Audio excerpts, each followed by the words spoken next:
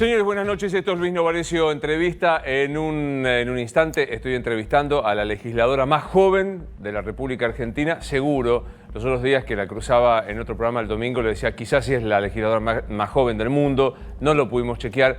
Estoy hablando de Ofelia Fernández, que es legisladora ya electa por la ciudad de Buenos Aires y que viene un recorrido muy interesante políticamente hablando, porque si bien es muy joven, tiene 19 años, la conocimos en su militancia en un colegio, la conocimos diciendo lo que pensaba, cerca de Juan Grabois, un hombre que trabaja en las organizaciones de base y que probablemente sea uno de los emergentes de la inclusión de la política de los últimos 20 años, 15 años cuanto menos.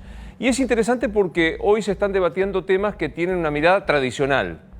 Me parece que vale la pena escucharla a Ofelia respecto de cómo está viendo el país y sobre todo cómo está viendo el incorporarse a la política, que para algunos es el modo de deglutir a las ideas que son distintas, heterodoxas, y encajonarlas dentro de la estructura de la política. De todo esto, más de su vida, que me interesa conocer mucho, vamos a hablar con Ofelia, a quien ya recibo. ¿Cómo anda? ¿Qué tal? Lindo verte.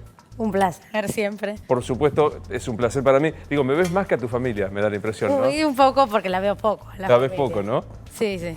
¿Cómo te cae, honorable legisladora de la ciudad de Buenos Aires? Es rarísimo para mí, sin dudas, pero importante. Y me lo tomo con mucha responsabilidad en ese sentido. Todo el formato de la situación es raro y es una novedad para mí porque yo milito hace muchísimo tiempo, pero en otra tradición y en otro formato principalmente. Sin tanta pompa, sin tanta cosa. Sí, sí, sí. De hecho, me puse como un enterito para ir a votar que tenía una formita medio blazer y me han hecho bullying desde muchos lugares. Como, bueno, ya se transformó en diputada. Y yo como, bueno, claro, tal vez no. Pero bueno, muy contenta igual, digo. Es eso, es una novedad, sin dudas. Es una irrupción de algo que para mí es necesario, no porque soy yo simplemente, sino porque implica el reconocimiento de que la política y el sistema político en general tiene también como una caducidad, ¿no? Claro. En cuáles son esas representaciones y tiene que tener una renovación permanente. Hay que preguntarse qué implican esas representaciones ahí, si a uno mismo o si tienen un recorrido y un anclaje en un sector, porque creo que eso es lo que falta. Entonces, en ese sentido, estoy contenta. Muy contenta. Es decir, yo milito hace mucho tiempo. ¿Cuándo? ¿Te fijás fecha de cuándo arrancaste? Sí, a los 12 años, cuando entré al colegio secundario, yo empecé a organizarme ahí en mi centro de estudiantes y empecé a tener una agrupación, empecé a discutir política y empecé a intervenir políticamente todos los días en asambleas, en reuniones de delegados, en las aulas. Digo, es formación, en definitiva. Claro. Tengamos en cuenta que tu colegio es un colegio muy especial porque es un colegio de enorme debate. Me parece que es un colegio muy rico del debate, sí, ¿no? El centro de estudiantes ya tiene una legitimidad ganada y una historia que permite, como, bueno, tener muchas herramientas para la politización y bueno, el debate político y sobre todo el ejercicio de la búsqueda de la transformación, de distintos formatos de movilización, de confrontación, pero también de plantear alternativas y elaborarlas, de tener propuestas. En el macrismo fue menos esa posibilidad. Yo fui presidenta de mi centro de estudiantes los 2 primeros años de Macri.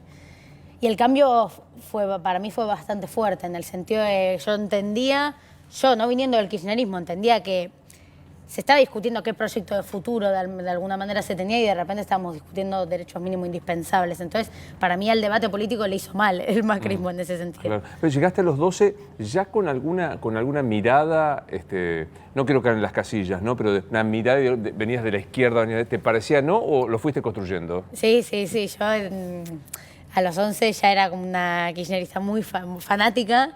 Esta vez sí, fanática era un buen término porque tenía 11, entonces mis consumos así intensos pasaban por celebridades de Disney Channel y demás, en donde el formato de adoración era fanático, ¿no? Entonces para mí me divierte mucho la historia y por eso siempre la cuento, que yo estaba viendo una tira juvenil y apareció una cadena nacional de Cristina. Y es loco porque tiene una connotación muy negativa para buena parte de la sociedad el hecho de las cadenas nacionales, ¿no? Como esto de que aparezcan y demás. Pero para mí fue una instancia, ¿no? De acercamiento de la política, pues eso me apareció y la empecé a mirar y me pareció alucinante que era la presidenta, ¿no? Y me estaba hablando a mí de alguna manera. Entonces ahí empecé como, bueno, a ser muy kirchnerista y ahí digo, y después en el secundario encontré otras matices. Claro. Digo, hasta entonces, hasta esa cadena de Cristina, ¿Tenías vinculación, afecto, no? No. O sea, Fue eso literal. ¿Estás viendo la tele? ¿Qué serie veías? Patito Feo creo que era, pero no me dan los cálculos. Creo que era Casi Ángeles en realidad, pues tiene que ser Algo en Cris 2010. Morena. ¿Era Cris Morena? Sí. Y aparece Cristín. ¿Te acordás Sí. qué dijo en esa primera cadena? No. Ni ahí. Me acuerdo de mi prima llorando por la situación. O sea, ¿Por qué ya te como me cortó? cortaron el capítulo y yo como atenta. Pero era más de la dinámica. Yo no terminaba de entender. Ahí empecé a seguir páginas en Facebook y tenía como, no sé, me entendía que me acuerdo del 8N en 2012, el 7D en 2012, pero de una manera así, muy como un poco abstracta. Y la gestualidad, la presencia, te resultó atractiva, Cristina. Y ella tiene una elocuencia, ¿no? Uno puede quererla más o menos. Yo tiendo más al más, pero digo, hay una imponencia ahí como que dan ganas de escucharla. Y para mí era como sentir que todo lo que me rodeaba pasaba por algo, que es algo que en la infancia no es muy claro. No. Yo también siempre me remito a una anécdota que siento que a veces por otros políticos que vi, siento que parece un pretender sensible y no sé cuánto, pero realmente yo cuando era más chica y a los 10, 11 años iba a mis clases de teatro, iba al SubTV todos los miércoles y estaba la misma mujer con los hijos pidiendo monedas en el SubTV todas las semanas y yo no podía comprenderlo, o sea, no podía procesar esa información, porque digo, hay toda una dinámica del mundo, de las sociedades, del país en lo particular, que en ese momento no tenés acceso y para mí era como muy fuerte la imagen y el contraste entre ese niño y mi niñez. Y de repente como ese encuentro me permitió empezar a darle un sentido, ¿no? Y entender que hay gente que toma decisiones, que las toma con un fundamento, que hay gente que se necesitan explicaciones para entender una serie de cosas que, bueno, nada, fueron elementales. Voy hasta donde no invade la privacidad. ¿Familia cómo? Sí. ¿Constituida cómo? Sí, bueno, no hay, en este momento en mi familia nadie es militante, propiamente dicho, y de hecho como toda la cama de mi mamá, sus hermanos no tienen tradición militante, mis abuelos sí, en su juventud, en el peronismo. Nunca me acuerdo el nombre de la agrupación, ellos son de Mendoza, toda mi familia mi familia materna es de Mendoza, ahí hay una tradición militante de la que puedo haber absorbido algo, pero todo mi crecimiento ahí, mi interés ahí nunca vino desde ese lugar. No es que me lo trajeron, o sea, a veces discutían los domingos, pero había un tal nivel de diferencia y confrontación, claro, que no es que me lo hizo atractivo esa parte, sino fue más un proceso propio. Recién hablamos de la elocuencia de Cristina. ¿Cuándo te das cuenta que vos tenés tanta o más elocuencia que ella? Ay, lindo. Tomás nota que tenés una capacidad de expresión. Me lo dicen, yo igual como escucharse a uno mismo genera un efecto muy distinto que cuando te escuchan, entonces yo no termino de enamorarme de la situación. Pero sí a mí siempre me pareció la comunicación política algo que es importante. Digo, no es que vino solo, sino que en algún momento me senté a pensar cómo hago para no solo estar yo segura de lo que digo, sino por contagiarlo, o que se entienda.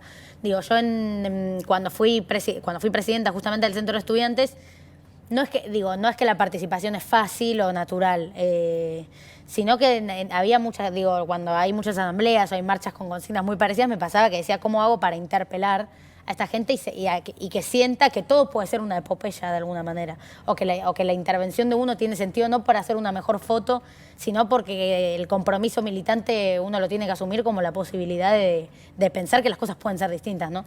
Y ahí me senté a pensar como, bueno, no solo cuando uno ya tiene segura lo que dice, sobre todo cuando lo tiene que repetir demasiado, tiene que pensarle una vuelta de cómo se lo comunica.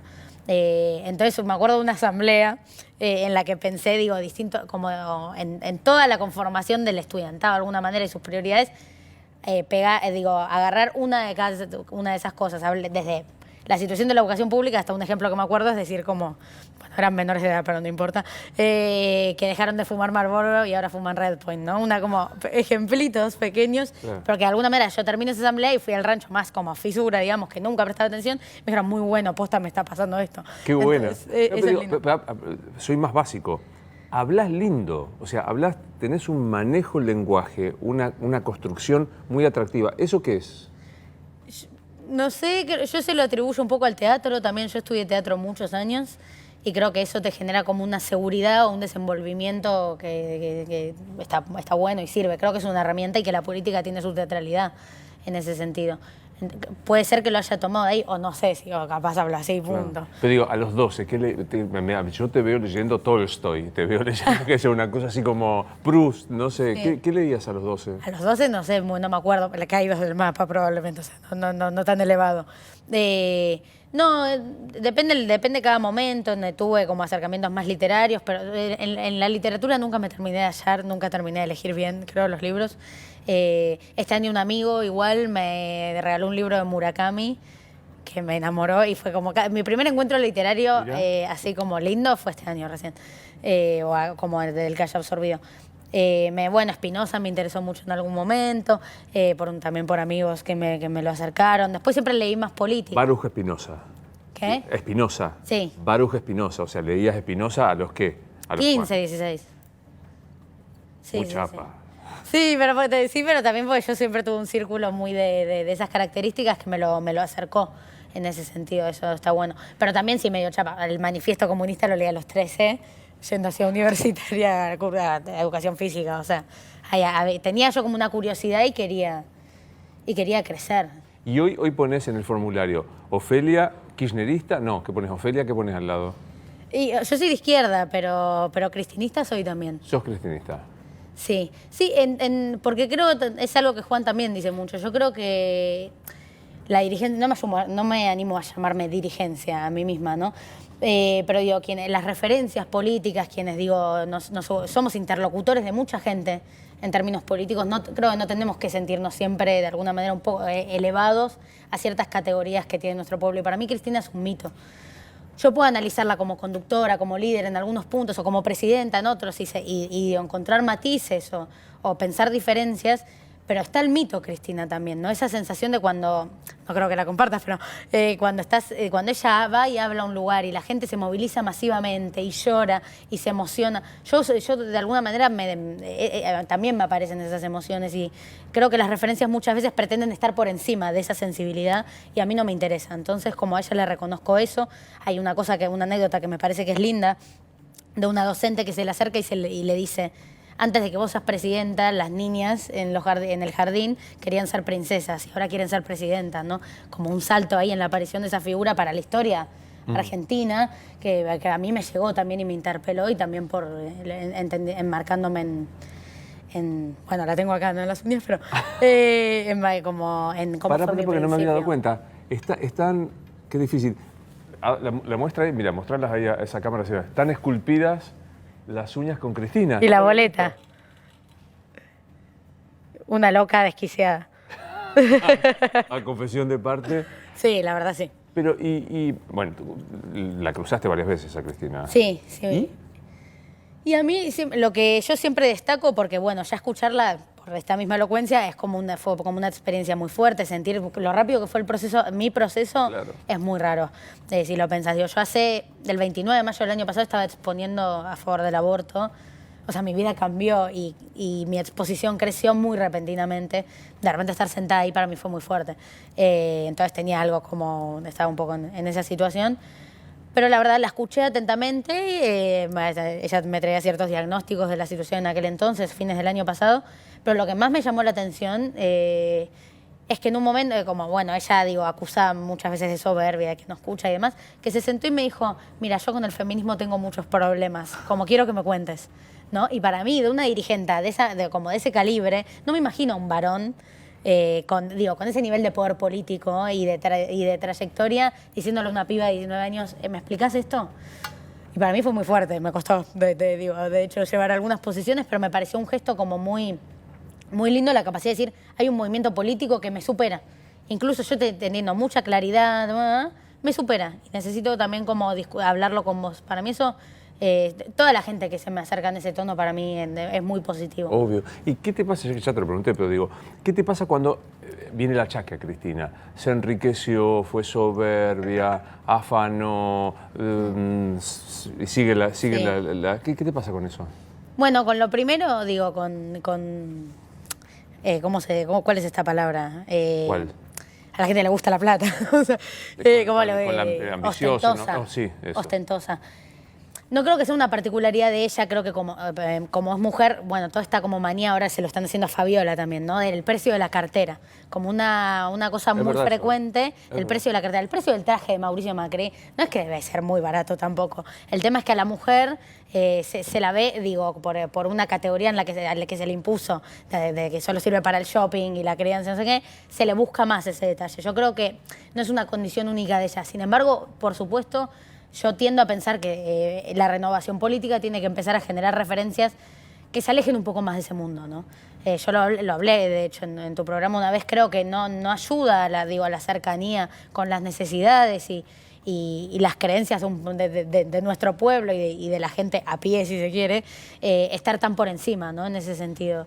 Creo que es algo que hay que revisar en términos salariales, en términos de conducta. El ejemplo de Pepe Mujica es interesante. Yo estuve con él recientemente, de que tenga un escarabajo de auto, ¿no? Como, y esa chacra que tiene con Topolansky.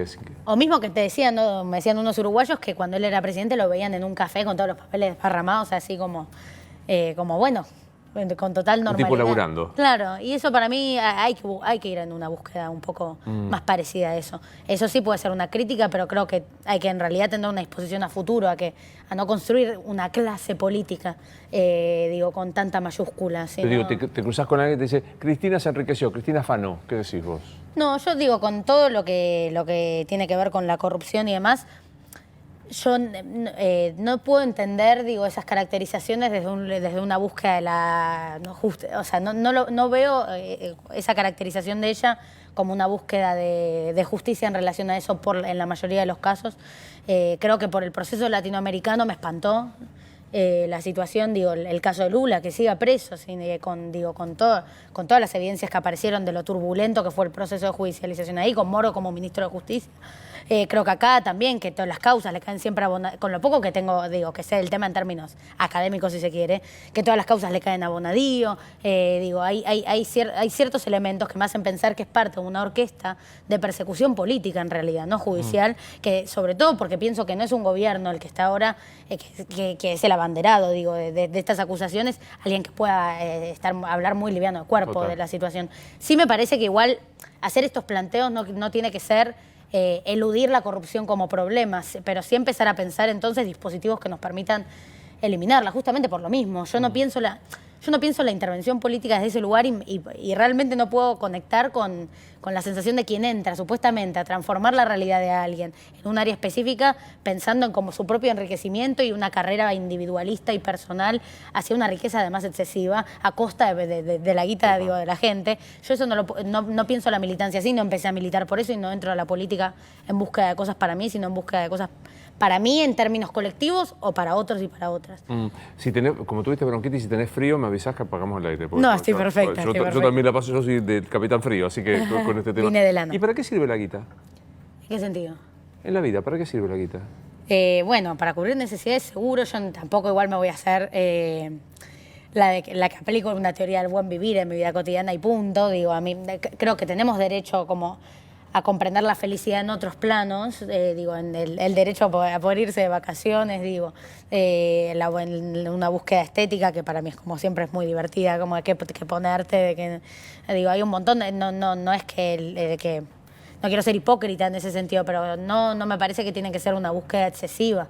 Y sobre todo que hay que comprender que el problema no es la clase media y sus consumos, o no es eso lo que denuncio, sino que a nivel mundial hay una realidad que es que las 26 personas más ricas del mundo concentran la misma riqueza que las 4.000 millones más pobres.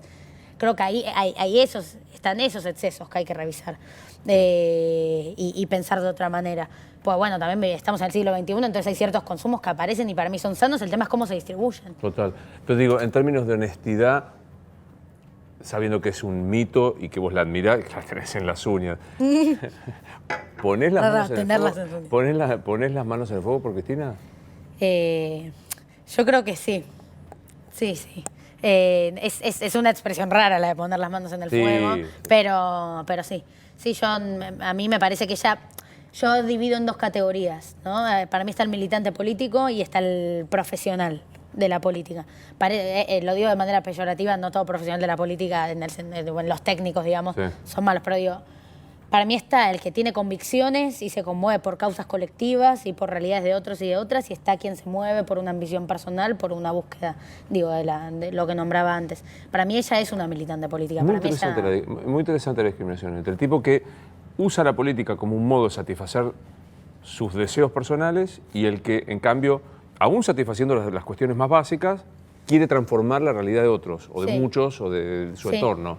Es que para mí, yo en este camino defino en quién confiar y en quién no cuando me doy cuenta de eso. Como cuando puedo hacer esa distinción y me suena que estamos en lo mismo. Y yo de ella estoy convencida que es una militante. ¿Cómo llegas a Juan Grabois? Es muy rara la historia, pero... O sea, a mí lo que él me aportó es inmenso en términos políticos, ¿no?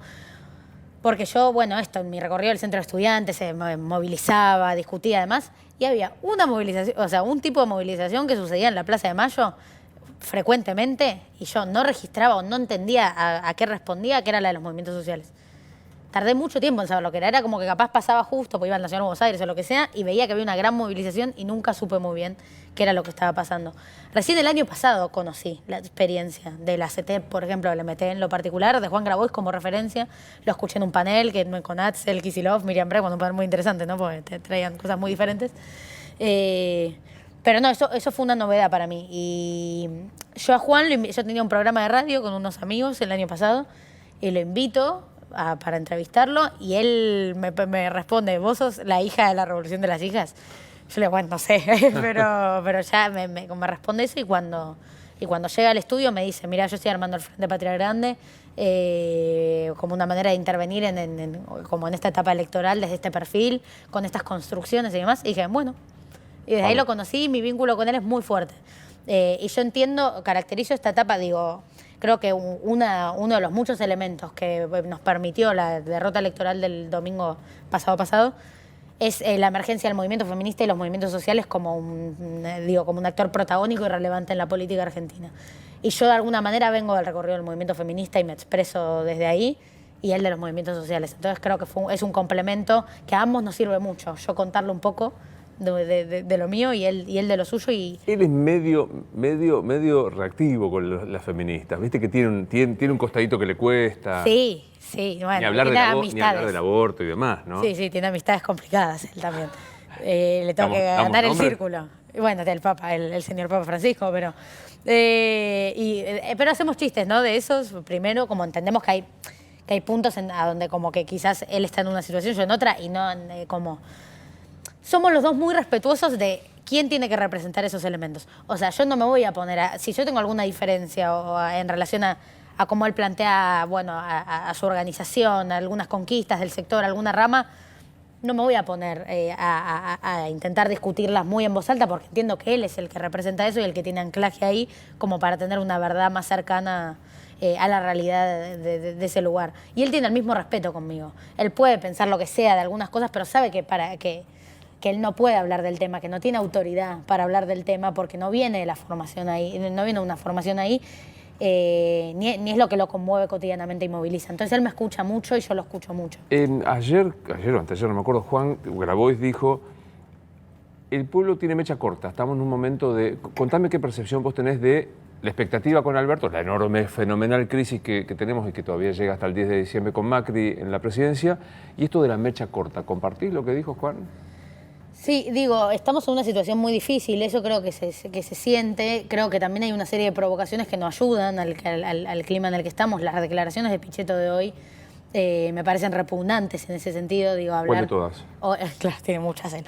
No, que hoy habló de que la pobreza y el hambre son un invento del peronismo con la Iglesia. Lo vi anoche con Morales Solá diciendo exactamente eso, que repitió ya varias veces, ¿no? Sí. Que no hay hambre y que los obispos sobreactuaron el tema de la pobreza. Sí, a mí me parece que, digo, como darle la espalda de esa manera, una sensación que se viene mostrando hace mucho tiempo en nuestro pueblo, con distintas expresiones, porque está el hambre, que para mí es tal y es medible, pero además hay una situación de indignidad y precariedad permanente. La apertura de comedores y merenderos de manera cotidiana hablan de eso. ¿Por qué yo puedo comer en mi casa y esa gente tiene que comer en un comedor?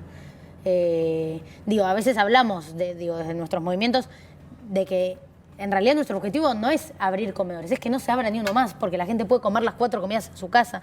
Que, digo, que un senador, que alguien que acaba de ser candidato a vicepresidente de la Nación por una fuerza política que tuvo un caudal electoral importante, me parece una falta de respeto y creo que no ayuda a poder pensar la solución, permanecer en una negación total de los problemas. Creo que hay que asumir los problemas para empezar a formular cómo enfrentarlos.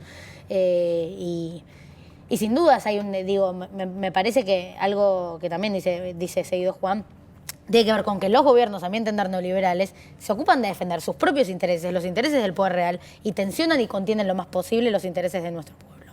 Yo creo que, se me fue, de nuestro pueblo. Yo creo que los gobiernos populares hacemos exactamente lo inverso. Vamos a tener que tensionar con algunos sectores de poder real, con los sectores que más se enriquecieron, sobre todo en esta última etapa, desde de norte, de sur, etcétera. Pero tenemos que, sobre todo, defender y abanderar los intereses de nuestro pueblo, que hoy sí tiene hambre, está empobrecido. Estamos hablando de un salario mínimo que cayó del 1º al 7º, una indigencia que se duplicó, de una pobreza que va a terminar posiblemente en 5 millones de nuevos pobres luego de estos 4 años. Me parece que es elemental reconocer esos problemas y entender que es la prioridad del gobierno que se viene. Ahora digo, el planteo es mecha corta en el sentido que se le va a pedir, ante la emergencia, una respuesta más urgente. ¿Qué te imaginas, digamos? Primero, ¿cuál es el límite para decir, no, Alberto, no estás haciendo bien? ¿O cuál es la marcación que vas a hacer como dirigente que sos? Sí, es que me parece interesante traer algo como a colación para hacer este diagnóstico, si se quiere. Lo que está pasando en Chile, de alguna manera, como una crisis que implosiona con tanta fuerza, que además me conmueve porque es la juventud, de hecho, la que fue capaz de romper con la conformidad que venía teniendo el pueblo chileno y decir, bueno, esto no es natural, este nivel de desigualdad no es normal, no es tolerable, que sigan además profundizándolo. Bueno, y se desata una crisis muy terrible que tiene un valor, que es que a partir de este despertar creo que las condiciones de vida para el pueblo chileno van a ser mejores y es irreversible, etcétera, pero también tiene un costo en el corto plazo muy fuerte, que es la tortura a los compañeros y compañeras, la militarización, la profundización de esa militarización, etcétera. Entonces es una situación compleja. Y acá, sin embargo, creo que no es que no hay niveles de crisis como para pensar en cierta implosión, solo que supimos generar una resistencia, consistente a lo largo de los 4 años de macrismo, que eso creo que es valioso, sobre todo en estos 2 principales movimientos, pero que además fuimos capaces de generar una fuerza electoral que pueda, canalizarlo por ahí. Claro, y eso es un valor, porque en realidad mismo, ahora que están todos diciendo en los 40 puntos de Macri, qué sorpresa, ¿no? Como bueno, qué fuerte. Entonces no es que ellos gobernaron mal y se les pasó factura. También nosotros y nosotras fuimos capaces de desarrollar una fuerza política a la altura de las circunstancias. Entonces, haberlo hecho, y yo en este momento pronunciando, que me parece de un gran valor político, el poder fortalecer una herramienta como la que tuvimos, para que no sea Macri es malo, sino poder generar una victoria y una alternativa superadora a la etapa de la que venimos, creo que demanda entonces tener la misma exigencia. Si vamos a enaltecer lo que significó el armado de esta fuerza electoral, creo que esa exigencia se tiene que replicar ahora que vamos a tener que gobernar. Cuando vos decís, me quedo pensando en lo de Pichetto, cuando Pichetto dice eso, ¿vos crees que lo cree o crees que lo tiene que decir por una cuestión de discurso político? Bueno, él en mis 2 categorías es claramente de la peor parte de los profesionales, ¿no? De sus búsquedas militante profesional, claro. No tiene convicciones para mí de ningún modo. Para mí él es un mercenario, se acomoda donde se tenga que acomodar. De hecho, no terminé de entender por qué se acomodó donde se acomodó en ese sentido, pero... y creo que están haciendo una performance de ultraderecha hace un buen tiempo que es muy peligrosa. Una bolsonarización del discurso en algunas personas de la fuerza electoral, Patricia Bullrich, Pichetto, que para mí es grave y peligroso porque, sin nombrar lo que implica Bolsonaro en lo concreto, que también me parece muy fuerte. Yo pienso en Mariel Franco y me angustio de manera automática, sobre todo con lo que salió recientemente, una implicancia ya alevosa del presidente Bolsonaro con el asesinato de Mariel. Es un discurso que sobre todo, como a veces cuando lo transcribís y lo ves o en Twitter o en donde sea, parece hasta menos grave de lo que es para las personas, porque de algún punto lo que está haciendo, está interviniendo políticamente para hacer sentir mal a gente en lo concreto.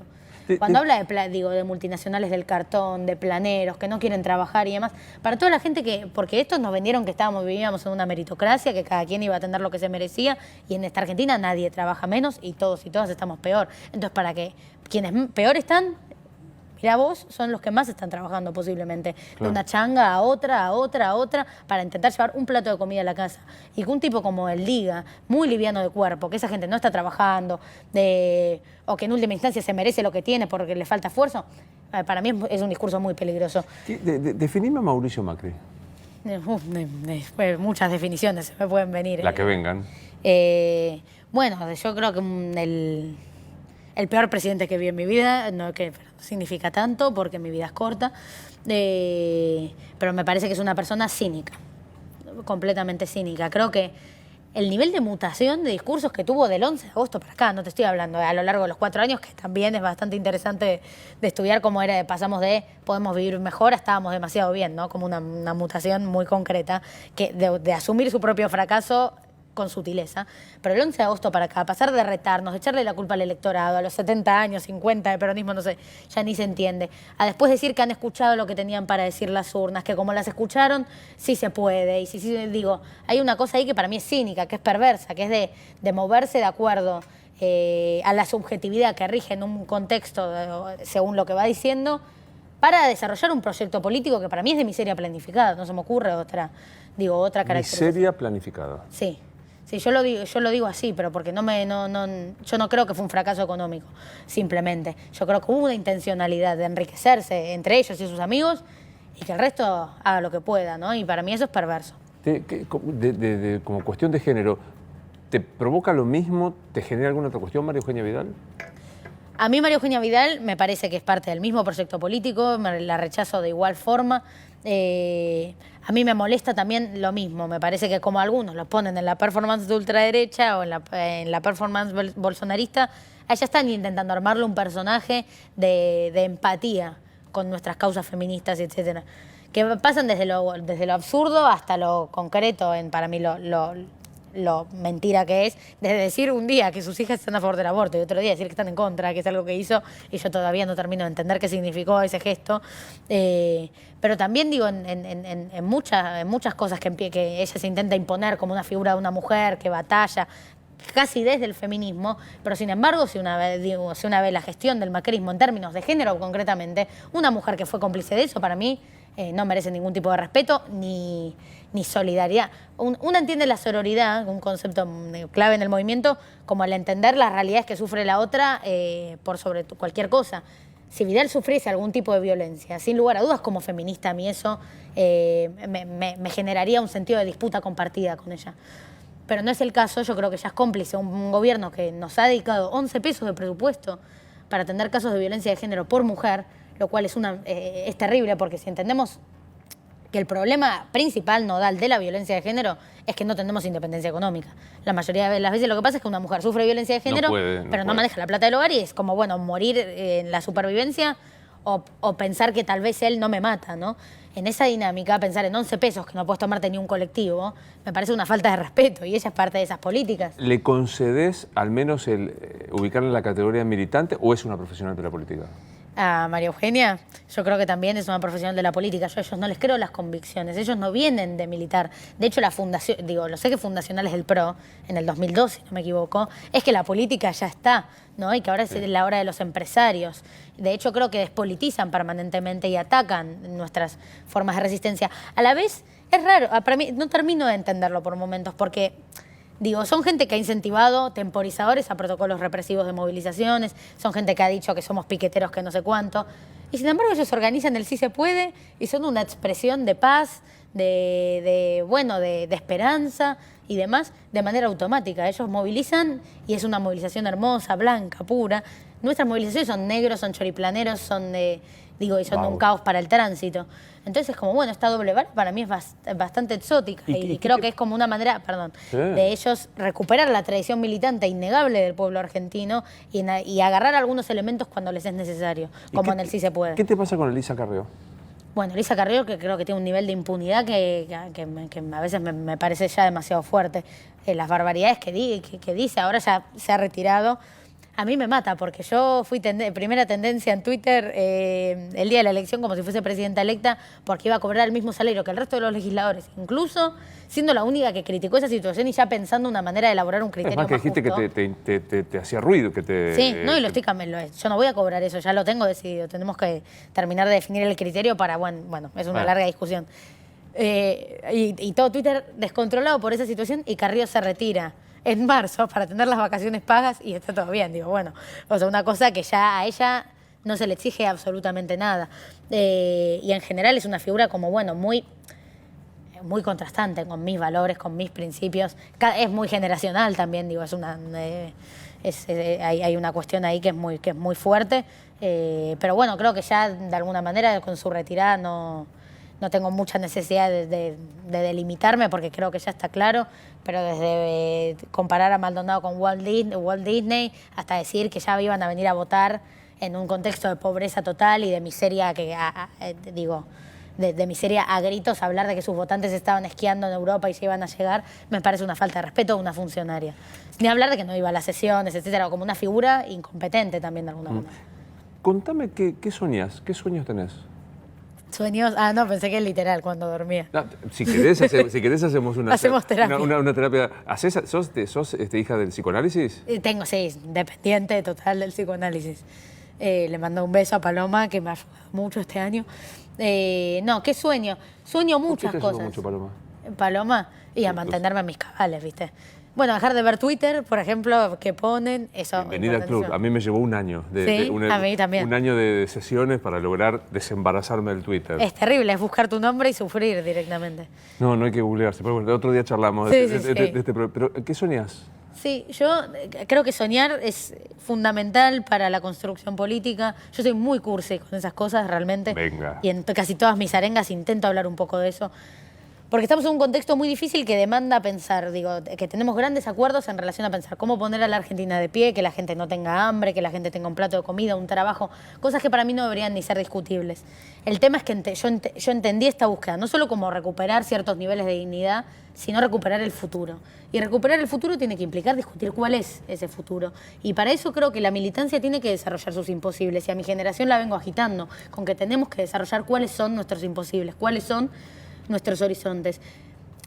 Porque creo que por un lado hubo muchos imposibles en nuestra historia, que cada tanto hay que reconocerlos y remarcarlos. Digo, podía parecer imposible que los militares vayan a juicio, ver al propio Videla morir en la cárcel, recuperar nietos y nietas, y sin embargo con la organización de las madres y abuelas de Plaza de Mayo es una realidad en nuestro pueblo. Podría parecer imposible la ley de matrimonio igualitario, pero con la organización política y la voluntad política se hizo posible y hoy es una ley, la ley de identidad de género. Podemos pensar en que las mujeres votemos, en algún momento era imposible e impensable. No hace tanto, Hace no tanto. Y sin embargo hoy está pasando. Entonces, si no somos capaces de pensar cuáles son esos imposibles que queremos conquistar y dejarle al mundo, va a ser muy difícil. Y para mí ¿Cuáles son tus imposibles hoy? Hoy creo que nosotras desde el feminismo no solo denunciamos, queremos cambiar una realidad en la que queremos que sean 0 los femicidios por año. Creo que tenemos que pensar en que es posible pensar una sociedad en la que no nos maten por mujeres y punto. Tienen que ser 0 los travesticidios. Nadie se puede morir de frío en la calle, porque en la calle no se vive y en la calle entonces tampoco se muere.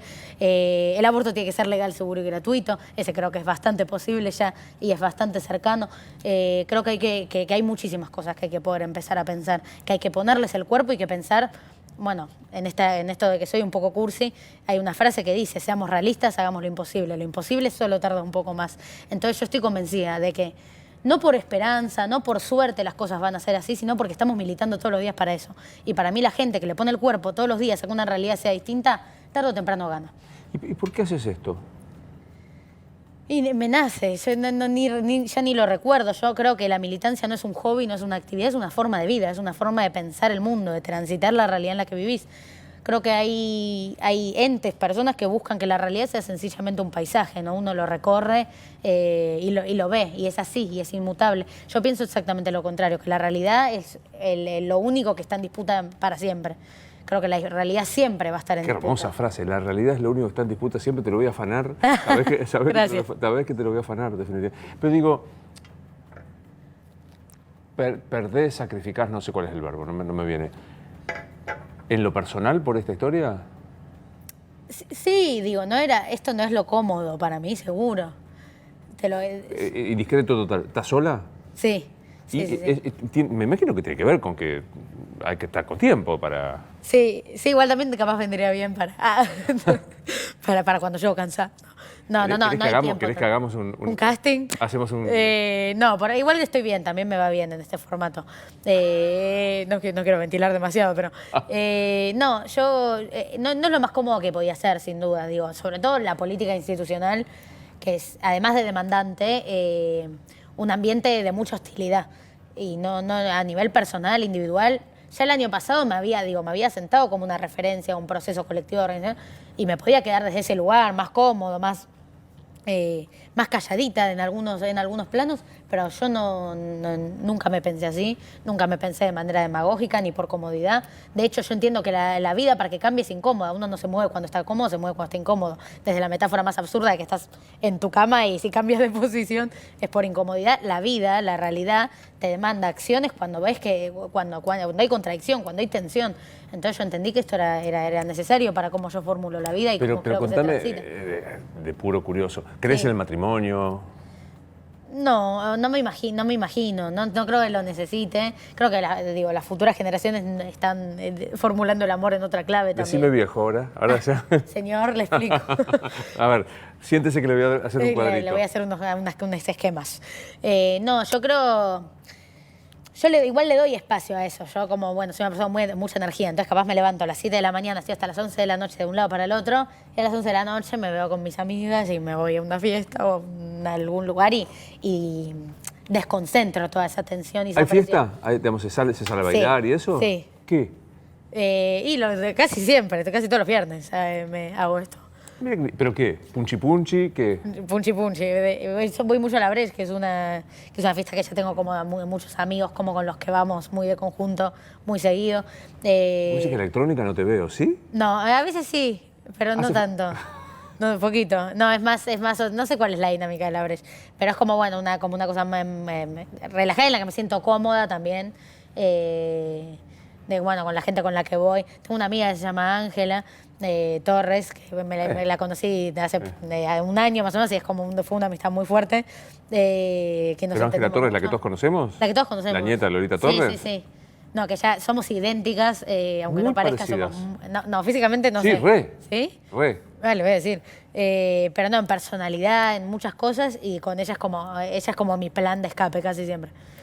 Con la que es como, bueno, ya me saturo y es como fallecer un rato. Escúchame, oye, Ofelia, ¿y decís fantasía, Susanita, hijos?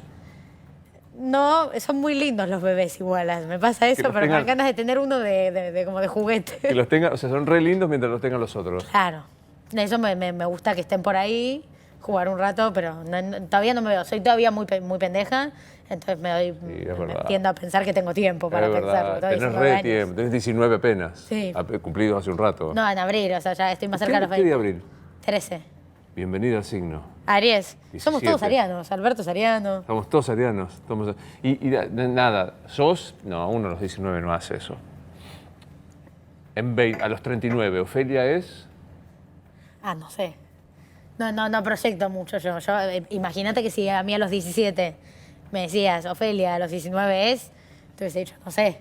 Estoy una estudiando algo. estudiante, como lo seré, pero una estudiante que tiene amigos, milita en el territorio, no sé cuánto, y terminó pasando que soy la legisladora más joven de la historia latinoamericana, digo, como... No me sirve mucho proyectar porque pasan otras cosas. ¿Qué cosa te hace llorar? Un montón. Yo soy re llorona. Bueno, muchísimas películas, series y cosas, con eso me cuesta mucho. Pero no, bueno, yo realmente lloro bastante. Lloro cuando me saturo, o cuando me estreso demasiado, o cuando estoy muy cansada, como me pongo susceptible. Antes de superarlo del Twitter lloraba un poquito, porque la gente es excesivamente violenta y excesivamente sin argumentos. Y en estos últimos días en las últimas semanas lloré mucho. En el Alto Mar del Plata lloré mucho, de emoción, sí. El domingo lloré mucho. Hoy viendo videos del domingo, un amigo Pedro que hizo como documental, lo vi, lloré mucho. Sí, creo que hay que permitirse llorar. Total. Me quedo pensando en eso, ¿no? Porque a veces no se toma nota. No sé si hay que decirlo porque parece un talón de Aquiles, pero como estamos re psicoanalizados, lo hemos superado. Que vos decís, ¿por qué este tipo es capaz de decirme esto? Y vos decís, ¿qué cosa qué fue lo que vos decías, te parecía inadmisible que te dijeran? Es que lo que me parece a mí, o sea, bueno, primero mienten mucho conmigo, o sea, porque la diferencia política me la banco. De hecho, es lo que más me divierte de la política, como digo, encontrar esa diferencia y discutirla y ver hasta dónde llega esa tensión. Pero no, mienten. Dicen que no terminé el secundario cuando lo terminé, que además me parece que construye un discurso berreta, porque ¿qué tiene que ver terminarlo o no terminarlo para lo que vos podés hacer? Digo, si hay tanto diplomático haciendo cagadas hoy por hoy. Pero bueno, mienten con eso. Mienten que yo encubrí no sé qué caso de abuso, algo que claramente a mí me duele que se diga, porque hay gente que le responde, ay, eso no lo sabía, y es falso. Y yo, de hecho, desarrollé un protocolo contra la violencia de género en mi escuela, desarrollé un conflicto por eso. Digo, cosas que me duelen en ese sentido, pero son mentiras. Después a mí lo que me molesta es como la injusticia de como cuando veo cómo lo putean a, no sé, Axel, cualquiera, te puedo decir, cualquier varón, que a mí me dicen tipo, es gorda de mierda, que los dientes no sé cuánto, todo eso es como muy doloroso, no solo porque a pesar de que una puede ser muy feminista, creer que eso no es lo importante y que digo, los valores pasan por otro lado y que nuestra única construcción como mujeres no es la estética, el cuerpo, lo que sea. Digo, estar haciendo política, pensar tus intervenciones, discutirlas con otros, etcétera, y que te vengan a hablar de si sos gorda o no sos gorda, es como, dale, viejo, ¿para qué hago todo lo que hago para que por acá me quieras pegar? Como qué miserable que sos. Y yo, bueno, estoy trabajando para que no me afecten esas cosas, pero es como, bueno, como que esa gente no es que muere de ganas de decirte gorda y no se aguanta más. Sabe que es que es un factor de inseguridad nuestra construida durante siglos y sobre todo... Van ahí. Claro, y que es la manera de decir, de ponernos a nosotros a discutir lo mismo que nos pusieron a discutir siempre. Porque si a mí me discuten la política, yo les discuto la política. Ellos no me quieren habilitar como interventora, digo, de la política. Entonces, cuando me dicen gorda de mierda o lo que sea, están discutiendo, están diciendo que la mina discuta lo que la mina tiene que discutir. Que es el gimnasio, que es la dieta, que es no sé cuánto. Está claro. Entonces eso duele, pero... Tráete a alguien de los que no piensan como vos, que va a decir, bueno, mira, me lo traigo para que discutamos o para que sume. Digo, admiración por alguien que está por afuera del movimiento tuyo. De nuestro espacio político, digamos. Bueno, Miriam Bregman, me parece que ella es muy interesante, digo, y como, bueno, con toda la estructura de la izquierda tradicional tengo muchísimas diferencias, de hecho son de los que más me pelean generalmente, y yo estoy muy convencida de las diferencias que tengo, pero sí me parece que es interesante ella en particular, si bien aborrezco casi toda su estructura, me parece que es una persona con muchas convicciones, con mucha disposición a estar donde tiene que estar, en donde cree que hay que estar, así que ella me parece ¿Alguien del PRO? Interesante. Y con el PRO me cuesta mucho. Sí, bueno, creo que hay contextos en los que uno puede como... Los Penato, me imagino. Bueno, los Penato, Lipovetsky, gente con la que en contextos puede tener una pelea en común, si bien les marco todos los días que puedo la contradicción de ser un gobierno sin Ministerio de Salud y decir que el aborto legal sería para todas. Para mí eso es raro. Un gobierno que no cree que el acceso a la salud o no trabaja para que el acceso a la salud sea un derecho de todos. Me parece raro que hable de aborto legal para las que mueren por aborto clandestino. Recuerdo que Cristina clausuró la discusión cuando era presidenta. Dijo, mientras yo sea presidente no hay discusión. Me parece que que eso es claramente es reprochable, pero no creo que Macri haya tenido buena voluntad, sino que el movimiento feminista creció a un nivel y tuvo una potencia tal que lo obligó a hacerlo. El movimiento feminista se atropelló todo. O sea, sí. Ahí chapó por las mujeres definitivamente. Igual eso, entiendo que fueron aliados indispensables para la construcción de la victoria en diputados. Eso, como en esos contextos, entiendo que está bueno tener discusiones interpartidarias por consignas en particular, por más de que yo hasta en la misma consigna puedo discutirlas. Es mi última pregunta siempre acá, hacerse una joven de 19 años es ridículo, pero venga, ¿nos morimos y qué pasa? ¿Después de la muerte? No sé. Tiendo a pensar que nada. Pero no lo sé, porque nadie nos pudo contar su experiencia. Y quiero decirte que es la mejor respuesta. Tiendo a pensar, o sea, me gusta que cada vez que hablas decís tiendo, me parece, hoy estoy convencida de, pero acepto argumentos. ¿Te gustaría que pasara algo? ¿Después de la muerte? Sí. Y obvio. ¿Qué? No sé, algo como la película, como bueno, es Coco y la cultura mexicana me parece muy tierno lo que cuentan, ¿viste? Que hay como que están todos ahí de alguna manera reunidos, pues celebran otras cosas. A la vez igual creo que pierde gracia la vida si es eterna. Sí, claro. Así que no sé, no estoy segura, lo tendría que pensar. ¿Extrañas a alguien? Bueno, en este momento extraño a mucha gente porque tuve muy poco tiempo, o sea, estuve muy, muy atareada y todo un ritmo que tenía con amigos, con amigas, medio se desvaneció. Entonces, eso sin dudas extraño. Bueno, también en la familia, que a esta edad es lo primero que postergas, ¿viste? Como que si bien puede ser familiero, pero si te dicen como bueno, juntarte con los pibes o ir a ver a tu abuela, a veces... Vamos los pibes. Vamos los pibes. Y entonces, bueno, a mis abuelos, a mi abuela paterna, a mis abuelos maternos, los extraño. Bueno, es eso, es una dinámica que te absorbe mucho. Así que en este momento que pasó tan poquito, extraño a mucha gente, pero tengo como unos tiempitos para recuperar. Bueno, larga trayectoria, larga trayectoria en la política, larga vida en lo personal. Nos consta a los dos que pensamos en muchas cosas muy distintos, pero es muy inspirador escucharte. Gracias. Te lo digo en serio. Genera, para un ya me dijiste 30 veces viejo, para un viejo 55, escucharte da la fundada esperanza de que hay otra realidad posible. Así que te deseo lo mejor. Gracias, Luis. Y me has invitado muchas veces que digo, para una adultocracia en la que no se escucha mucho también lo que decimos, para mí es muy valioso, así que te agradezco. Cuando quieras, acá está. Te pegas la vuelta y venís. Maravilloso. Me encantó verte. Gracias. Esto es Luis Novarecio Entrevista. Hasta la próxima.